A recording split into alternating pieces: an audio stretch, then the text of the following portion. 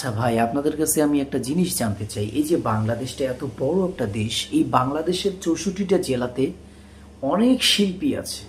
এখনো অনেক শিল্পী আছে যারা বাংলাদেশের ঐতিহ্য, বাংলাদেশের সংস্কৃতি বা বাংলাদেশের বিভিন্ন শিল্পী, জাদু শিল্পী, সার্কাস শিল্পী, যাত্রার অভিনয় শিল্পী, গানের শিল্পী, বাউল শিল্পী, হাজার হাজার শিল্পী যারা মঞ্চ প্রোগ্রাম করে এবং মানুষকে বিনোদন দিয়ে যাচ্ছে আবহমান গ্রাম বাংলার লোক সংস্কৃতির।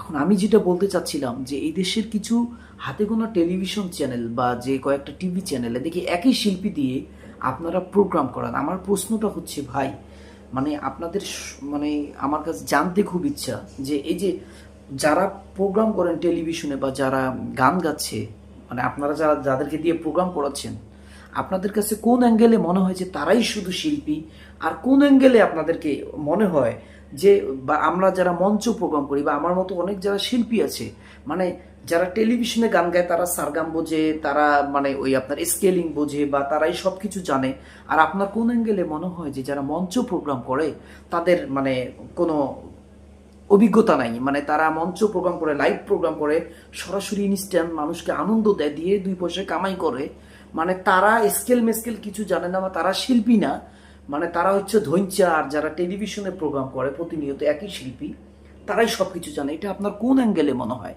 আপনার কাছে আমার আরও জানার বিষয় আছে যে আপনার কাছে যদি মনে হয় যে আপনার বাংলাদেশে ওই শিল্পীগুলো ছাড়া আর কোনো শিল্পী নাই, ভাই আমার সাথে যোগাযোগ করেন না কেন ভাই?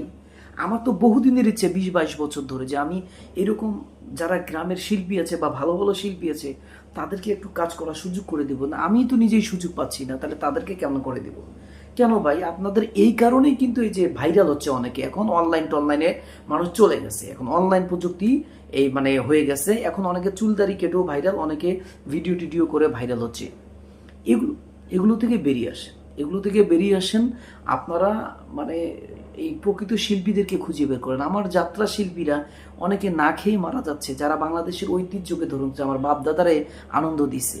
আমার সার্কাসের অনেক শিল্পীরা আছে যারা ভালো ভালো খেলা দেখায়, তাদের খেলাধুলা বাদ দিয়ে অনেক সময় চলচ্চিত্রে শিল্পী নিয়ে যায় নাচাইতেছে। ভাই কেন? তারা কি শিল্পী না?